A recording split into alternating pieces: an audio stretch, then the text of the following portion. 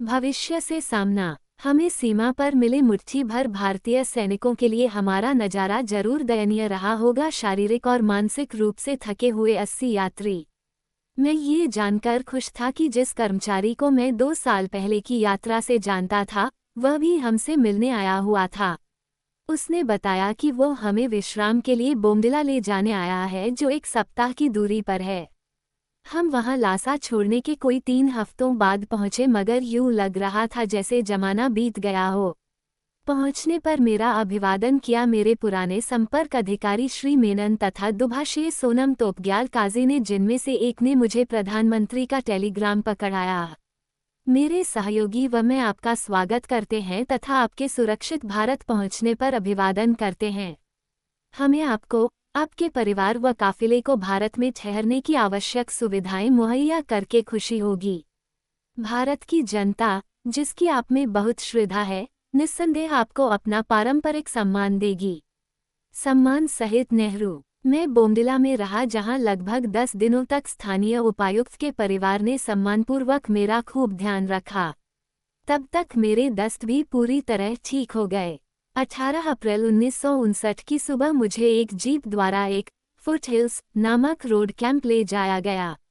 वहां के ओवरसियर के घर के सामने कैनवस के जुगाड़ गलीचे के दोनों तरफ सैनिक अभिवादन गार्ड ऑफ ऑनर का बंदोबस्त किया गया था। भीतर मुझे नाश्ता दिया गया, जिसमें ताज़ा केले भी थे। मैं कई केले खा गया, जिससे मेरा हाजमा खराब हो गया। भीतर वहीं भारत सरकार द्वारा मेरे लिए किए गए इंतजाम के बारे में मेनन ने संक्षिप्त जानकारी दी। उस दोपहर मुझे तेजपुर ले जाया गया और वहां से मसूरी, जो दिल्ली से थोड़ी दूरी पर बसा एक हिल स्टेशन था, वहीं पर मेरे लिए एक घर का प्रबंध कराया गया था। हमें 1500 मील दूर ले जाने के लिए एक स्पेशल ट्रेन तैयार थी। फुटहिल्स में भवन से निकलकर 35 मील दूर रेलवे स्टेशन जाने के लिए जब मैं एक बड़ी लाल कार में बैठने लगा तो मैंने बड़ी संख्या में कैमरामैन देखे। मुझे बताया गया कि ये अंतर्राष्ट्रीय प्रेस के प्रतिनिधि हैं। वे स्टोरी ऑफ द सेंचुरी, शताब्दी की सबसे महत्वपूर्ण घटना की रिपोर्टिंग करने आए हैं। ये भी बताया गया कि शहर पहुंचने पर मुझे इससे भी ज़्यादा पत्रकार मिलेंगे। जब हम तेजपुर पहुंचे तो मुझे सीधा सर्किट हाउस ले जाया गया, जहां दुनिया भर के लोगों के अभिवादनों व शुभकामनाओं के संदेश, टेलीग्राम तथा पत्र मेरी बाट जोह रहे थे। कुछ पल के लिए मैं कृतज्ञता से भर गया, मगर मौके की अपनी नजाकत थी।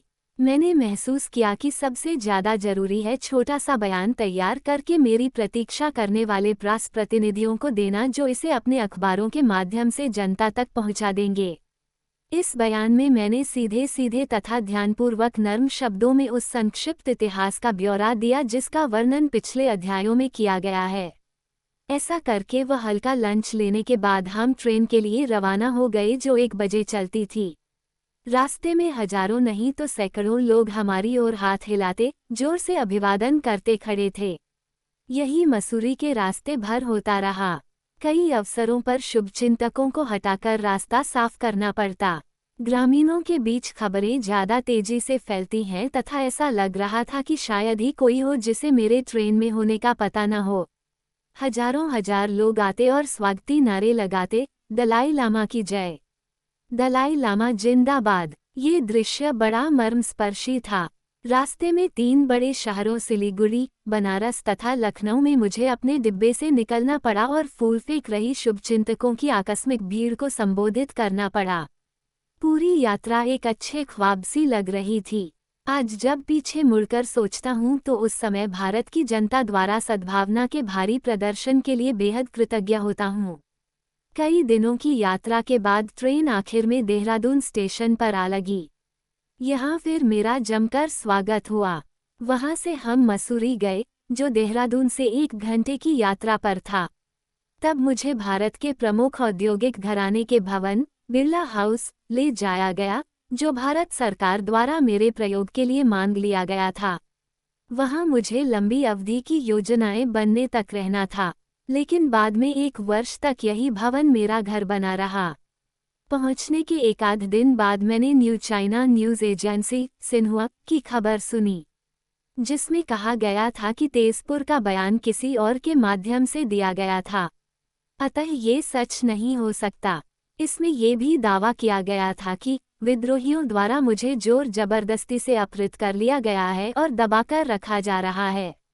उन्होंने मेरे बयान को तर्कहीन, अधकचरा दस्तावेज, झूठ तथा खामियों से भरपूर बताया। घटना के चीनी विवरण ने तिब्बती जनक्रांति को उच्च वर्ग के प्रतिक्रियावादी दल द्वारा आयोजित बताया। उन्होंने दावा किया कि चीनी सेना ने देशभक्त तिब्बती भिक्षुओं व जनता की सहायता से विद्रोह को पूरी तरह कुचल दिया है। यह मुख्यतः इसलिए हो पाया कि तिब्बती जनता देशभक्त है, सेंट्रल पीपुल्स रिपब्लिक की सरकार का समर्थन करती है, सेना से उत्साह सहित प्यार करती है तथा साम्राज्यवादियों और देशद्रोहियों का विरोध करती है। मैंने इस बात की पुष्टि करने के लिए एक और संदेश जारी किया कि मेरा शुरुआती बयान मेरा अधिकृत बयान था। 24 अप्रैल को स्वयं पंडित नेहरू मसूरी पहुंचे। एकमात्र दुभाषिए की सहायता से हम 4 घंटे से ज़्यादा बातें करते रहे। मैंने उनके जोर देने पर मेरी तिब्बत वापसी के बाद से जो कुछ घटा था वह सब कुछ बताना शुरू कर दिया। मैं कहता चला गया कि जैसा उन्होंने कहा था मैंने वही किया था और मैंने निष्पक्षता एवं ईमानदारी से चीनियों से व्यवहार किया। जहां आवश्यकता हुई आलोचना की और 17 सूत्री समझौते की शर्तों का पालन करने की जी तोड़ कोशिश करता रहा। मैंने उन्हें समझाया कि मैंने असल में भारत का आतिथ्य नहीं चाहा था, बल्कि मैं तो लहुंत से जोंग में अपनी सरकार स्थापित करना चाहता था। सिर्फ लासा से पहुंची खबरों ने ही मेरा विचार बदला। इस बात पर वे कुछ चिढ़ गए।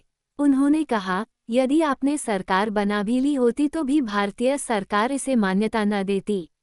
मुझे ऐसा लगने लगा कि नेहरू मुझे एक ऐसा युवा मानते हैं जिसे समय समय पर डांटने की जरूरत पड़ती है। हमारी वार्ता के दौरान उन्होंने मेज पर मुक्का मारा था, ये कैसे हो सकता है? उन्होंने क्रोध से 1 या 2 बार पूछा था। ये समझने के बावजूद कि वे कुछ भड़क सकते हैं, मैं कहता चला गया। आखिर में मैंने उन्हें बताया कि मेरी मुख्य चिंता दोहरी है। मैं तिब्बत की आज़ादी के लिए दृढ़ निश्चय हूँ, मगर तुरंत आवश्यकता रक्तपात रोकने की है। इस पर वे आपे में न रहे, ये संभव नहीं है। उन्होंने भावातिरेक में कहा था, आप कहते हैं कि आपको आज़ादी चाहिए और साथ ही आप ये भी कहते हो कि रक्तपात नहीं चाहते। असंभव। बोलते समय उनका निचला होंठ गुस्से से फड़क रहा था। मैं यह महसूस करने लगा था कि प्रधानमंत्री अपने को नाजुक व असहज स्थिति में पा रहे थे। लासा से भागने के समाचार के बाद तिब्बत के मसले पर भारतीय संसद में तीखी बहस भी हुई। कई वर्षों से मामले को सही तरीके से न निपटने के कारण उनकी आलोचना की जा रही थी, और अब ऐसा प्रतीत हो रहा था कि मुझे 1957 में वापस तिब्बत भेजने के मामले पर जो उन्होंने दबाव डाला था, उसके लिए उनमें अब अपराध बोध जाग रहा था। तो भी ये तो स्पष्ट ही था कि नेहरू भारत के चीन के साथ मैत्रीपूर्ण रिश्तों और पंचशील का बचाव करना चाहते थे। भारतीय राजनीतिज्ञ आचार्य कृपलानी के ये कहने के बाद भी कि एक प्राचीन राष्ट्र के विनाश पर हमारी सहमति का ठप्पा लगाने को ये पंचशील पाप में जन्मा है, वे पंचशील मेमोरेंडम से जुड़े रहना चाहते थे। उन्होंने बिल्कुल स्पष्ट कर दिया कि भारत सरकार इस मुद्दे को अभी चीन के साथ उठाने का विचार नहीं कर सकती। फिलहाल मुझे आराम करना चाहिए तथा तुरंत भविष्य की योजनाएं नहीं बनानी चाहिए। हम फिर किसी अवसर पर आगे बातचीत करेंगे। ये सुनकर मैंने महसूस करना शुरू कर दिया कि मेरा और मेरी जनता का भविष्य उतना निश्चित नहीं है जितनी मैंने कल्पना की थी। हमारी मुलाकात काफ़ी सौहार्दपूर्ण रही, मगर ज्यों ही प्रधानमंत्री गए मैंने गहरी निराशा महसूस की। ये बिल्कुल साफ हो गया था कि तिब्बती आज़ादी से भी ज़्यादा महत्वपूर्ण समस्याएं हमारे सामने हैं। हमें मसूरी में पहुंचे अभी ज़्यादा अरसा भी नहीं हुआ था कि हमें न केवल भारत में बल्कि भूटान में भी बड़ी संख्या में शरणार्थियों के आने की खबरें मिलने लगीं। मैंने तुरंत अपने कुछ कर्मचारियों को भारत सरकार द्वारा जल्दी में खोले गए कैंपों में उन लोगों का स्वागत करने के लिए भेजा। इन नव आगंतुकों से मैंने जाना कि नोबुलिंका पर पहली बमबारी के बाद चीनियों ने अपने हमले का रुख पोताला तथा जोखान की तरफ मुड़कर हजारों लोगों को हताहत कर दिया था। दोनों भवनों को बुरी तरह क्षति पहुंची। चाकापोरी मेडिकल स्कूल पूरी तरह तबाह हो गया। किसी को मालूम नहीं कि हमले में कितने लोग मारे गए। मगर 1960 के दशक में तिब्बती स्वतंत्रता सेनानियों द्वारा बरामद किया गया एक चीनी सेना दस्तावेज कहता है कि मार्च 1959 और सितंबर 1960 के बीच सैन्य कार्रवाई से 87,000 मौतें हुई। इन आंकड़ों में वे शामिल नहीं हैं जो आत्महत्या, उत्पीड़न और भूखमरी के कारण मरे। परिणामस्वरूप मेरे अनगिनत लोगों ने तिब्बत छोड़ने की कोशिश करनी शुरू की। कई या तो सीधे चीनियों के हाथों मारे गए या जख्मों, कुपोषण, ठंड और बीमारियों से मारे गए। जो सीमा पार करके भाग भी पाए उन्होंने ऐसा भारी मन से किया। उनके पहुंचने पर उन्हें भोजन तथा आश्रय मिला मगर निर्दयी भारतीय धूप ने उनके पसीने छुड़ा दिए। मुख्य पड़ाव शिविर 2 थे, एक तेजपुर के निकट मिसामरी में, दूसरा उत्तर पूर्व में भूटानी सीमा के निकट भूतपूर्व युद्धबंदियों के कैंप बक्साद्वार में। दोनों ही स्थान मसूरी की 6,000 फुट की समुद्री तल से कम ऊंचाई पर थे। अतः गर्मी असहनीय थी, क्योंकि तिब्बत में गर्मियों में बेशक खूब गर्मी पड़े मगर काफ़ी ऊंचाइयों पर हवा काफ़ी शुष्क होती थी, जबकि भारतीय मैदानों में गर्मी के साथ उच्च स्तर की उमस भी होती है। ये शरणार्थियों के लिए सिर्फ असुविधाजनक ही नहीं था बल्कि अक्सर घातक भी सिद्ध हुआ। जिन बीमारियों को तिब्बती जानते भी न थे वे यहाँ इस नए वातावरण में फल फूल रही थीं। इस प्रकार जख्मों से मौत का खतरा तो तिब्बत से भागने में था ही, लू व तपेदिक जैसी बीमारियां जो इन स्थितियों में बढ़ती हैं का खतरा भी था। कई लोग दम तोड़ भी गए। हम में से जो मसूरी में रहे वे हमारे देश के अन्य लोगों से ज़्यादा सौभाग्यशाली रहे। चूंकि बिरला हाउस में पंखे भी लगे हुए थे इसलिए सबसे कम कष्ट मैंने उठाए। हालांकि मैंने पाया कि पंखों से भी अपनी ही मुसीबत है। रात को पंखे चलाए रखने के कारण कई बार पाचन संबंधी समस्याएं भी हुई। मुझे पोताला में अपने एक सफाई कर्मचारी की कहावत याद आई, सर्दियों में ठंड की वजह से हम खुद को ढक लेते हैं लेकिन गर्मियों में गर्मी की वजह से हम भूल जाते हैं। इस मौके पर एक और सूक्ष्म बात मैंने महसूस की कि गर्म मौसम में फल खाने की इच्छा होती है जबकि ठंड में ऐसी इच्छा नहीं होती। मेरे निर्वासित भाइयों की गर्मी के कारण तकलीफ का मुझे सीमित व्यक्तिगत अनुभव तब होता जब मुझे किसी कारणवश गर्मियों के महीनों में मैदानों में जाना होता। पहला मौका तब आया जब जून में प्रधानमंत्री से शरणार्थियों की बढ़ती संख्या पर विचार विमर्श करने दिल्ली गया। पहले ही 20,000 शरणार्थी आ चुके थे तथा उनकी संख्या रोजाना बढ़ती जा रही थी। मैं इस बात की कोशिश करने लगा कि नवागंतुकों को किसी ऐसी जगह भेजा जाए जहां जलवायु तेजपुर तथा बक्सा द्वार की अपेक्षा कम नुकसानदेह हो। वे भीषण ग्रीष्म ऋतु से अनभिज्ञ, लंबे चोगे और भारी बूट पहनकर आए थे।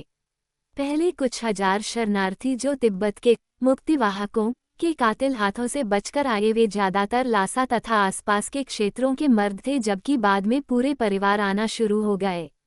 ये लोग मुख्यतः सीमांत क्षेत्रों से आए थे जहां चीनी नियंत्रण पूरी तरह नहीं था।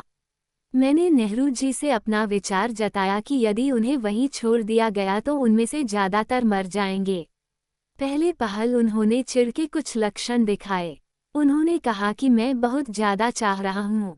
मुझे याद रखना चाहिए कि भारत एक गरीब और विकासशील देश है, लेकिन शीघ्र ही उनकी मानवतावादी अंतःप्रेरणा ने उन पर विजय पा ली।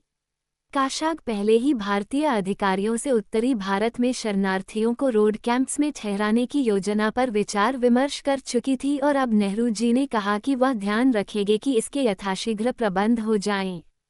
इससे उन्हें एक तो सिर छुपाने को जगह मिलेगी और दूसरे उन्हें उचित जलवायु वाली जगह भी मिल जाएगी। फिर नेहरू जी ने शरणार्थी बच्चों की भावी शिक्षा के बारे में बातें शुरू कर दी और विषय इतना रोचक था कि आखिर में लग रहा था मानो यह उनकी व्यक्तिगत जिम्मेवारी हो। उन्होंने कहा कि जहां तक उनका संबंध है हम निकट भविष्य में भारत के मेहमान होंगे तथा हमारे बच्चे हमारे बहुमूल्य स्रोत। उन्हें सुशिक्षित किया जाना चाहिए। तिब्बती संस्कृति के संरक्षण के लिए उनके लिए अलग विद्यालय होने जरूरी हैं। इसलिए भारतीय शिक्षा मंत्रालय में ही उनके लिए तिब्बती शिक्षा की स्वतंत्र इकाई होनी चाहिए। उन्होंने ये भी जोड़ा कि भारतीय सरकार इन विद्यालयों के स्थापित करने के खर्चे वहन करेगी। आज भी भारत सरकार हमारे शिक्षा कार्यक्रम के खर्च का एक मुख्य हिस्सा वहन कर रही है। अंत में उन्होंने मुझे चेताया कि जबकि बच्चों का पालन पोषण इतिहास व संस्कृति के गहन ज्ञान से किया जाना अति महत्वपूर्ण है, तो भी ये और भी जरूरी है कि वे आधुनिक दुनिया के तौर तरीकों में भी पारंगत हों। उन्होंने कहा कि इसके लिए बुद्धिमानी इसी में है कि हम पढ़ाई का माध्यम अंग्रेजी रखें, क्योंकि ये भविष्य की अंतर्राष्ट्रीय भाषा है। हमारी मुलाकात के बाद दोपहर का भोजन हुआ, जिसमें नेहरू जी ने कहा कि वे शिक्षा मंत्री डॉ. श्रीमाली से मिलेंगे। इससे हमें वार्ता जारी रखने का अवसर मिला। तब उसी शाम प्रधानमंत्री ने मुझे बताया कि सरकार उसी दिन शिक्षा सोसाइटी के गठन की घोषणा करेगी। इस तुरंत प्रतिक्रिया से मैं बहुत प्रभावित हुआ। वर्षों से भारत की जनता व सरकार ने अपनी काफ़ी आर्थिक दिक्कतों के बावजूद हम तिब्बती शरणार्थियों को आर्थिक सहायता व अन्य साधनों से बहुत राशि दी है। मुझे संदेह है कि कोई और शरणार्थी शायद ही अपने मेजबान से इतना अच्छा व्यवहार पाता होगा। जब कभी तिब्बतियों को ज़्यादा पैसा मांगना पड़ा, मेरे दिमाग में हमेशा ये बात रहती थी कि भारत के अपने सैकड़ों हजार बच्चे इस मूल शिक्षा से भी वंचित हैं। फिर भी एक तरह से यह उचित है कि भारत हमारी सहायता को आए, क्योंकि अन्य कई महत्वपूर्ण सांस्कृतिक प्रभावों के साथ तिब्बत में बौद्धमत भारत से आया। मेरे दिमाग में ज़रा भी संदेह नहीं है कि भारत का तिब्बत पर चीन के मुकाबले अधिक दावा है, क्योंकि तिब्बत में चीन का प्रभाव बहुत कम रहा है। मैं अक्सर भारत और तिब्बत के बीच रिश्तों की तुलना गुरु और शिष्य के रिश्तों से करता हूँ। जब शिष्य किसी मुसीबत में हो तो ये गुरु की जिम्मेवारी है कि वो उसकी सहायता करे। कई विदेशी राहत संस्थाएं भी दयालुता में भारतीय जनता से ज़्यादा पीछे नहीं हैं। उनकी ज़्यादातर सहायता व्यावहारिक प्रकृति की है, खासकर स्वास्थ्य व शिक्षा के क्षेत्र में। दस्तकारी व अन्य कार्य केंद्रों, जिन्होंने काफ़ी लोगों को अर्थपूर्ण रोजगार दिए हैं, की स्थापना के लिए भी उनकी सहायता महत्वपूर्ण रही है। पहली गलीचा बुनाई कार्यशालाएं नेपाल की सीमा के साथ चाय उत्पादक ऊंचे शहर दार्जिलिंग और धर्मशाला से कुछ दूर डलहौजी में स्थापित की गई। दोनों की स्थापना भारत सरकार ने 1959 के अंत में की थी। ये कार्यशालाएं समुद्र पार एजेंसियों, जिनमें से कुछ आज भी सहायता जारी रखे हैं, की सहायता से स्थापित होने वाली अन्य नई कार्यशालाओं के लिए मॉडल बनी। आज कई वर्षों बाद उन संस्थाओं ने, जिन्होंने हमारे निर्वासन के समय में शुरू में सहायता की थी, उन्होंने शरणार्थियों द्वारा की गई तरक्की पर संतुष्टि व्यक्त की है। विदेशों से मिली मदद के प्रति तिब्बतियों ने सकारात्मक रवैया अपनाया। हमारे लिए यही सर्वोत्तम ढंग है हार्दिक धन्यवाद की अभिव्यक्ति का। यह इसलिए भी महत्वपूर्ण है कि मुझे एहसास है कि इन एजेंसियों को दान किया गया ज़्यादातर पैसा उन लोगों की जेबों से आता है जिनके अपने साधन बिल्कुल सीमित हैं। इस दिल्ली यात्रा के बाद मसूरी लौटने पर मैंने महसूस किया कि मेरी चुप्पी भंग करने का वक्त आ पहुंचा है। इसलिए 20 जून को मैंने एक संवाददाता सम्मेलन किया। मेरी तरफ से कुछ सुनने के लिए अभी भी मसूरी में काफ़ी संख्या में संवाददाता इंतजार कर रहे थे। यद्यपि यह समाचार कथा अब 2 महीने पुरानी हो चुकी थी, फिर भी दुनिया भर के देशों का प्रतिनिधित्व कर रहे 130 रिपोर्टर वहां मौजूद थे। मैंने एक बार फिर 17 सूत्री समझौते को निरस्त करने की बात कही। मैंने बताया कि चूंकि चीन स्वयं अपने 17 सूत्री समझौते की शर्तें तोड़ चुका है, अतः अब इसे मान्यता देते रहने का कोई कानूनी आधार नहीं है। तब मैंने अपने मूल संक्षिप्त बयान का विस्तृत विवरण दिया। मुझे विश्वास था कि लोग समझेंगे कि चीनियों द्वारा फैलाए गए अविश्वसनीय गल्प की अपेक्षा मेरी कहानी सच के ज़्यादा करीब थी। मेरे ताज़ा बयान को काफ़ी प्रचार मिला, मगर मैंने चीनी सरकार द्वारा चलाए जा सकने वाले कुशल जनसंपर्क अभियानों की शक्ति को बहुत कम आंका था, या शायद मैंने मानव समाज द्वारा सच्चाई का स्वयं सामना करने की इच्छा को बहुत ज़्यादा आंका था। मेरा विश्वास है कि पहले सांस्कृतिक आंदोलन और फिर 1989 में थिएनआनमेन चौक में हुई नृशंसता को टेलीविजन स्क्रीन पर देखने के बाद ही विश्व ने कम्युनिस्ट चीनियों के मिथ्या भाषण और वहशीपन को स्वीकारा होगा। उसी शाम भारत सरकार की तरफ से यह घोषणा की गई कि वो निर्वासन में दलाई लामा की सरकार को मान्यता नहीं देती। मुझे पहले थोड़ी हैरानी हुई और इससे मुझे चोट भी पहुंची। मैं अच्छी तरह जानता था कि यह हमें राजनीतिक रूप से समर्थन नहीं देती, मगर ऐसी दूरी भी गैरजरूरी लगी। मेरी घायल भावनाएं शीघ्र ही गहरी कृतज्ञता के भाव में बदल गई जब मैंने सचमुच पहली बार लोकतंत्र शब्द का अर्थ जाना। भारतीय सरकार मेरे दृष्टिकोण का घोर विरोध कह रही थी, मगर उसने मुझे अभिव्यक्ति करने से रोकने की कोशिश भी नहीं की। इसी तरह दिल्ली से इस बात में कोई दखल नहीं था कि मैं तथा अन्य तिब्बती, जिनकी संख्या लगातार बढ़ रही थी, अपना जीवन कैसे बिता रहे हैं। लोगों की मांग के मद्देनज़र मैंने बिरला हाउस के मैदान में साप्ताहिक प्रवचन दर्शन देना शुरू कर दिया था। इससे मुझे विभिन्न किस्म में लोगों से मिलने तथा उन्हें तिब्बत की वास्तविक हालत के बारे में बताने का भी मौका मिलता। इससे मुझे औपचारिकताओं की बाधा हटाने की प्रक्रिया शुरू करने में भी सहायता मिली, जिस प्रोटोकॉल की वजह से दलाई लामा अपनी जनता से दूर ही रहा था।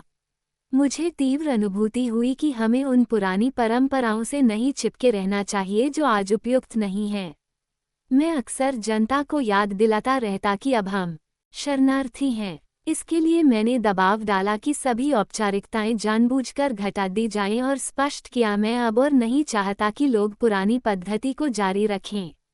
मैंने महसूस किया कि ऐसा विदेशियों से व्यवहार करते समय खासतौर पर महत्वपूर्ण रहेगा। अकेला रहकर दूसरों को दूर रखना बड़ा आसान है, इसलिए मैंने पूरी तरह खुला होने, प्रत्येक चीज प्रदर्शित करने तथा सामाजिक शिष्टाचार के पीछे कुछ भी न छुपाने का इरादा किया। मुझे उम्मीद थी कि इस तरह लोग मुझसे उसी तरह बातें करेंगे जैसे एक मानव दूसरे से करता है। मैंने ये भी नियम बनाया कि जब कभी मैं किसी से मिलूं तो उसे प्रथानुसार मुझसे नीची कुर्सी पर बिठाने के बजाय उसे बराबर ऊंचाई की कुर्सी पर बिठाऊंगा। शुरू में तो मुझे भी ये थोड़ा मुश्किल लगा क्योंकि मुझमें ज़्यादा आत्मविश्वास नहीं है, मगर इसके बाद आना शुरू हो गया। मेरे कुछ पुराने सलाहकारों के अविश्वास के बावजूद मैं सोचता हूँ कि इन सिद्धांतों से असुविधा सिर्फ उन्हीं को हुई जो तिब्बत से यदाकदा नए लोग आते थे, जिन्हें पता नहीं था कि दलाई लामा अब उस ढंग से नहीं रहता जैसा वे जानते थे। यूं भी बिरला हाउस में जिंदगी औपचारिकताओं से परे थी। यह न तो खास भव्य था और न ही बड़ा। कभी कभार इसमें खूब भीड़ हो जाती। इसमें मैं, मेरी माँ और मेरा घर का सामान था। मेरे बाकी कर्मचारी बहुत नज़दीक रहते थे। मेरी जिंदगी में ये पहला अवसर था जब मेरी माँ इतना ज़्यादा करीब थी।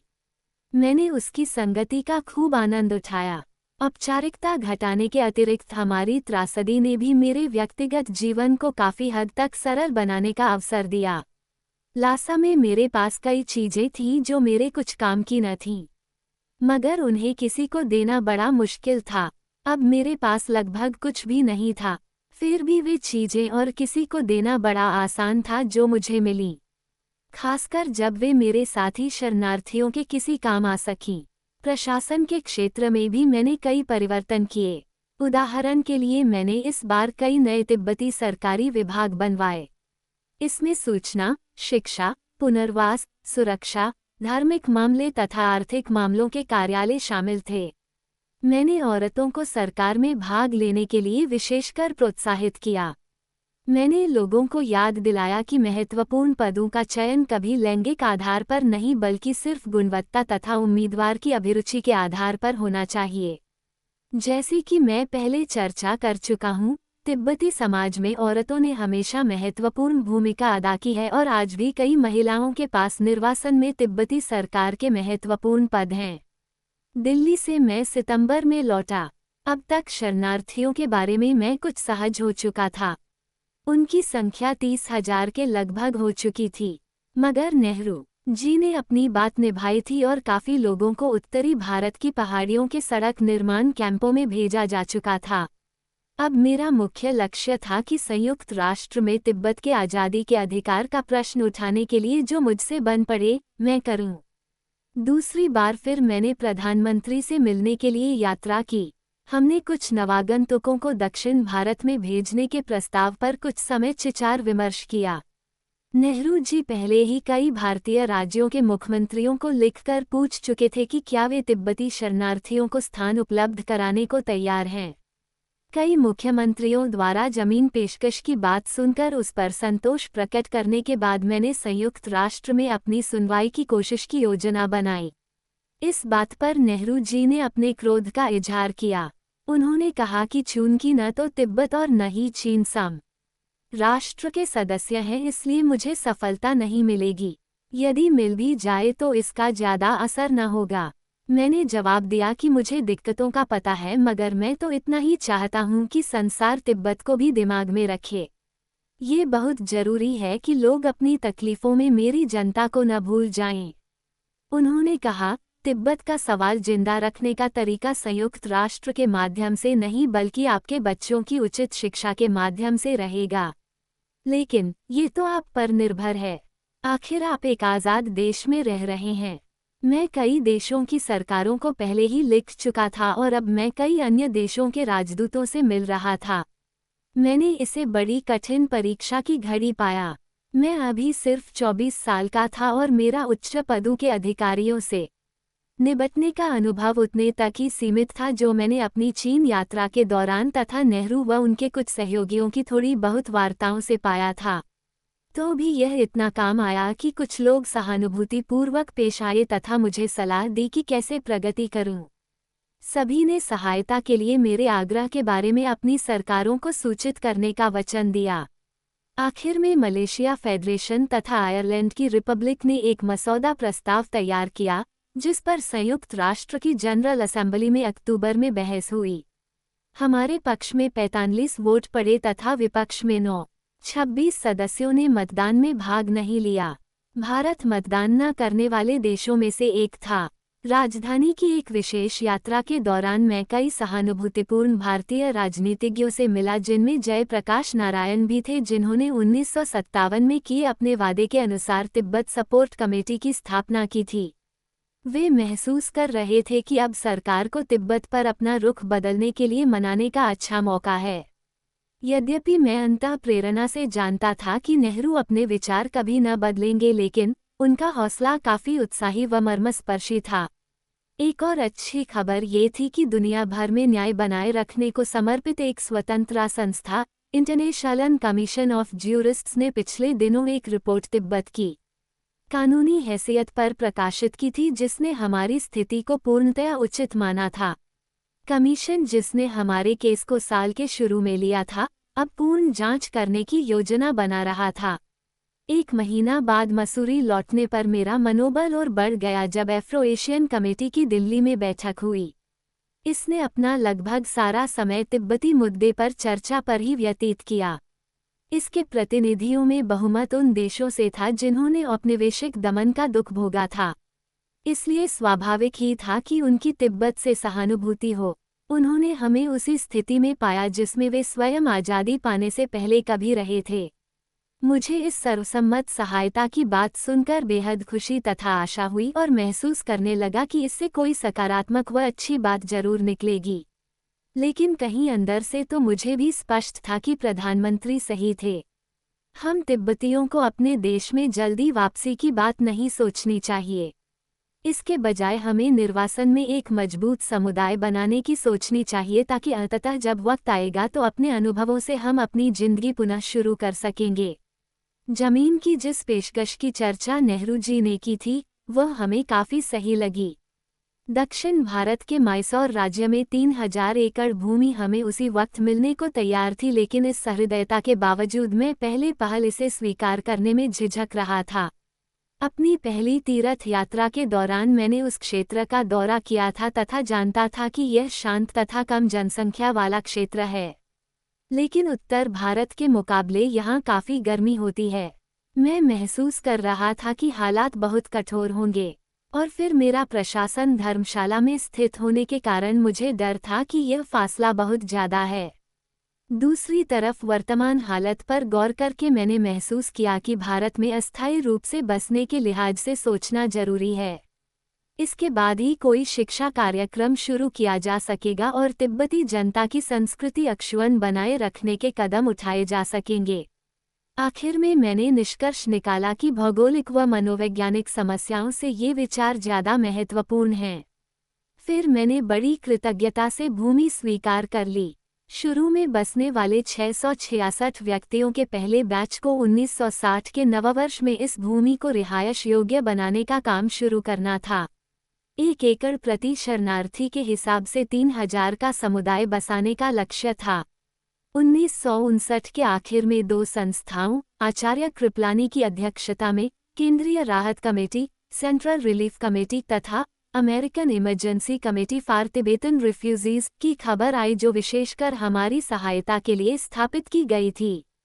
इनका अनुसरण अन्य देशों की ऐसी ही कई समर्पित संस्थाओं ने किया, जिन्होंने इनके साथ साथ हमें अमूल्य सहायता दी। इसी बीच मुझे बहुत से लोग मिलने आने लगे। इनमें से एक था वही भारतीय सन्यासी जो भगवान बुद्ध के एक अस्थि अवशेष के साथ यात्रा करता मुझे द्रोमों में मिला था। मैं उससे दोबारा मिलकर बेहद प्रसन्न हुआ।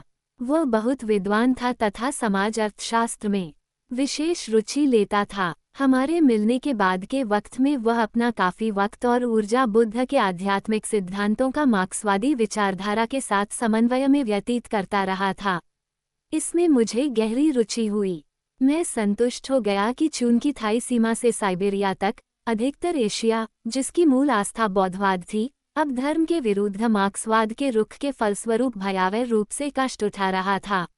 अतः ऐसा काम किया जाना बहुत आवश्यक था। इन्हीं दिनों मुझे एक वामपंथी सिंगली सन्यासी भी मिला। मसूरी में अपने ठहराव के आखिर में मेरे इस दोस्त ने मुझे श्रीलंका आने का न्योता दिया।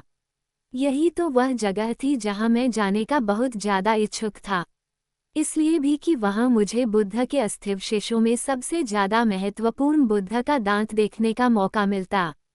लेकिन कुछ महीनों बाद जब मेरी यात्रा का वक्त आया तो मुझे इस बात का जबरदस्त एहसास हुआ कि किसी शरणार्थी की हैसियत कितनी डावाडोल होती है। श्रीलंका की सरकार ने खेद व्यक्त करते हुए एक संदेश भेजा कि मेरी यात्रा को अनिश्चितकाल के लिए स्थगित करना पड़ेगा, क्योंकि कुछ अकल्पित बातों का भय है। बाद में पता लगा कि अंदेशा बीजिंग का था। मुझे अपने उच्च पदों पर बैठे भाई बहनों की ताकत दोबारा पता लगी, जो चाहे तो धार्मिक गतिविधियों भी रोक सकते थे। जब मुझे साम्यवादी विस्तार के शिकार कुछ अन्य देशों के प्रतिनिधि मिले तो चीनियों के साथ अर्थपूर्ण वार्ता शुरू की जरूरत मुझे फिर समझ में आई। ये भुक्तभोगी पूर्वी तुर्किस्तान के थे, जिसे चीन ने 1949 में रौंद दिया था। हमारे पास बातचीत करने को काफी कुछ था। हमने कई घंटे तक अनुभवों का आदान प्रदान किया। तब पता चला कि पूर्वी तुर्किस्तान के शरणार्थी हमसे बहुत ज्यादा थे तथा उनका एक नेता वकील भी था। यह उस वक्त की बात है जब सारी तिब्बती जनसंख्या में एक भी एलोपैथिक डॉक्टर तक न था, सुयोग्य वकील की तो बात ही दूर। हम अपने अपने देश में आज़ादी का संघर्ष बनाए रखने पर विस्तार से चर्चा करते रहे। आखिरकार हमने निकट संपर्क बनाए रखने का तय किया, जो हम आज तक बनाए हैं। हालांकि इस बीच तिब्बती पक्ष को उनके मुकाबले ज्यादा प्रचार मिला है। दिसंबर में मैंने एक बार फिर दिल्ली की 6 घंटे की यात्रा की।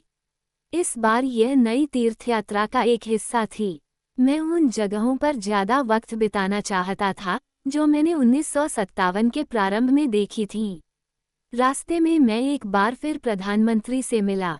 मुझे थोड़ी सी बेचैनी तो ये थी कि वो मुझे संयुक्त राष्ट्र प्रस्ताव पर क्या कहेंगे और थोड़ी सी उनके गुस्सा होने की, पर उन्होंने मुझे गर्मजोशी से बधाई दी। मुझे लगने लगा कि उनकी कभी कभार की व्यवहार अकुशलता के बावजूद भी वह महान उदारता वाले व्यक्ति हैं। मुझे एक बार फिर लोकतंत्र शब्द का अर्थ ध्यान में आया। हालांकि मैंने उनकी राय अस्वीकार कर दी थी तो भी तिब्बतियों के प्रति उनके रुख में कोई परिवर्तन नहीं आया था। ये चीन में मेरे अनुभवों के बिल्कुल विपरीत था। नेहरू ज्यादा नहीं मुस्कराते थे। नेहरू अपने निचले कांपते हुए होंठ को थोड़ा आगे निकाले बैठे चुपचाप सुनते रहेंगे, और जब बोलेंगे तो जवाब बड़ा खुला और ईमानदारी से भरा होगा। इससे भी बड़ी बात तो ये कि उन्होंने मुझे अपनी अंतरात्मा के अनुसार चलने की आज़ादी दी। दूसरी तरफ चीनी हमेशा मुस्कुराहट व धोखे से भरपूर थे। मैं भारतीय राष्ट्रपति डॉ. राजेंद्र प्रसाद से भी दोबारा मिला। मैं एक जैन आचार्य तुलसी, जिनके प्रति मुझे खूब आदर की भावना महसूस हुई, के साथ उनका मेहमान था। जैसा कि मैं 1956 में राष्ट्रपति की विनम्रता से खूब प्रभावित हुआ था, वैसा ही इस बार भी हुआ। उनका व्यवहार बहुत ज्यादा विनम्र था। मैं वास्तव में ही मर्मस्पर्शी हो रो पड़ा। वे मुझे सच्चे बोधिसत्व से लगे। अंतिम बार मैंने उन्हें उनके निवास के बगीचे में देखा था। मैं भोर में प्रातःकाल भ्रमण के लिए गया था और वहीं उन्हें भी पाया, झुके, भव्य और वृद्ध व्यक्ति को, एक बड़ी काली व्हीलचेयर में कुछ आगे। दिल्ली से मैं बोधगया रवाना हो गया। वहां रहते मुझे 60 या इससे भी ज्यादा तिब्बती शरणार्थियों का एक शिष्टमंडल मिला। वे भी तीर्थ यात्रा कर रहे थे। एक बहुत मर्मस्पर्शी क्षण आया जब उनके नेता मेरे पास आए और आज़ाद तिब्बत के संघर्ष को जारी रखने में अपनी जान देने की बात कही। इसके बाद इस जीवन में पहली बार मैंने 162 युवा तिब्बतियों को भिक्षु के रूप में दीक्षित किया। मुझे अच्छा लगा कि मैंने ये दीक्षा बोधि वृक्ष, जिसके नीचे बुद्ध ने ज्ञान पाया था, के पास स्थित तिब्बती मठ में दी, जहाँ से महाबोधि भी दिखता था। तब मैं सारनाथ और हिरनपाक गया, जहाँ बुद्ध ने पहला प्रवचन दिया था। मेरे साथ लिंग रिम्पोछे, त्रिजांग रिम्पोछे तथा वस्त्र, अनुष्ठान व रसोई के सेवकों का एक छोटा का काफिला था। पहुंचकर मैंने पाया कि नेपाल के रास्ते नए आए कोई 2000 तिब्बती शरणार्थी मेरे शिक्षा देने की बात सुनकर जमा हो गए थे। उनकी बहुत खराब दशा थी, मगर मैंने पाया कि वे दिक्कतों का मुकाबला बड़ी बहादुरी से कर रहे हैं। तिब्बती कभी न थकने वाले व्यापारी हैं। वे पहले ही स्टॉल लगाए हुए थे। कुछ कीमती सामान बेच रहे थे जो वे अपने साथ ला पाए थे। कुछ अन्य पुराने कपड़े बेच रहे थे। कई तो सिर्फ चाय बेच रहे थे। इन दिक्कतों के बावजूद उनमें इतना जोश देखकर मुझे हौसला मिला। हर कोई अपनी मुश्किलों व क्रूरता की कहानी लिए था, मगर वे तो उसी से काम चला रहे थे जो जिंदगी ने थोड़ा बहुत उन्हें दिया था। हिरनपाक में ये सप्ताह भर का शिक्षण मेरे लिए अद्भुत रहा। इसका अर्थ ये था कि मैं वहाँ शिक्षा दे रहा हूँ जहाँ स्वयं बुद्ध ने 2500 वर्ष पहले दी थी।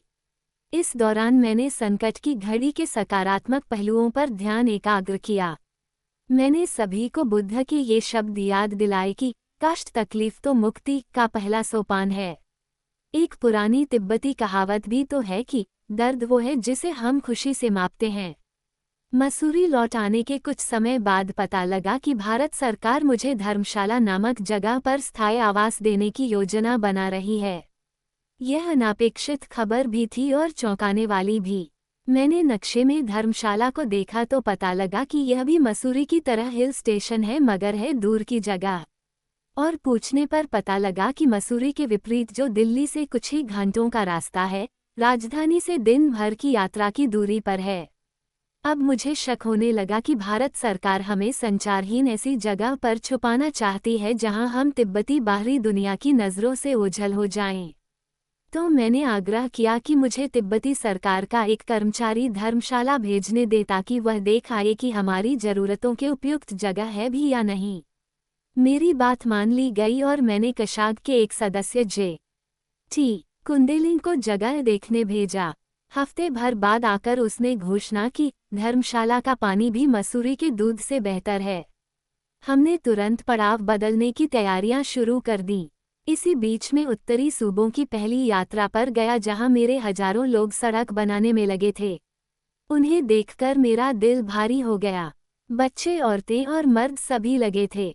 भूतपूर्व किसानों, भिक्षुओं, भिक्षुणियों और कर्मचारियों सभी को इकट्ठे झोंक दिया गया था।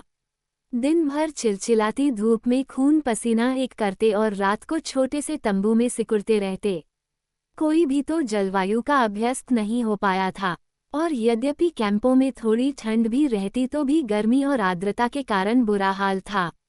हवा दुर्गंध और मच्छरों से भरी रहती। चारों तरफ बीमारियां फैलनी ही थीं, और कोर में खाज ये की काम भी जोखिम वाला था। ज्यादातर काम ढालू पहाड़ों के साथ होता। बहुत से डायनामाइट से हताहत हुए सो अलग। आज भी कुछ लोग इस भयावह श्रम के निशान लिए हैं और अंग भंग तथा पंगु हैं। उनकी मेहनत भी रंग तो लाई, मगर किसी वक्त ये जोखिम निरर्थक लगता था। मूसलाधार बरसात आती और उनकी मेहनत लाल कीचड़ में बह जाती।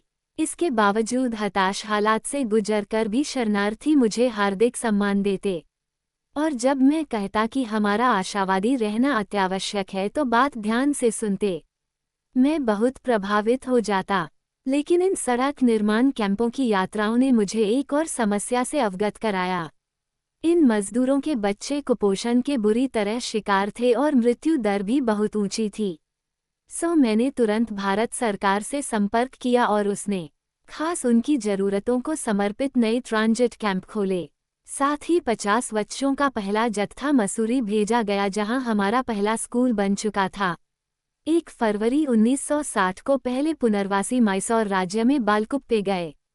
मैंने बाद में सुना कि जब शरणार्थियों ने जमीन देखी तो वे हताश हो रोने लगे। बेहद मेहनत वाला काम था। उन्हें तंबू तथा आवश्यक उपकरण भी दिए गए थे, लेकिन उनका एकमात्र साधन अब वह दृढ़ निश्चय ही था जिसे उन्हें बनाए रखना था। 1 महीने के बाद 10 मार्च को तिब्बती निर्वासन सरकार के अपने 80 अधिकारियों के साथ धर्मशाला को रवाना होने से पहले मैंने तिब्बती जनता की जनक्रांति की वर्षगांठ पर दिया जाने वाला बयान, जो अब परंपरा बन गई है, दिया। मैंने इस बात की आवश्यकता पर बल दिया कि मेरी जनता तिब्बत की स्थितियों पर लंबी अवधि के नजरिए की जरूरत समझे। मैंने कहा कि हम निर्वासितों के लिए प्राथमिकता है पुनर्वास और सांस्कृतिक धरोहर को बनाए रखना।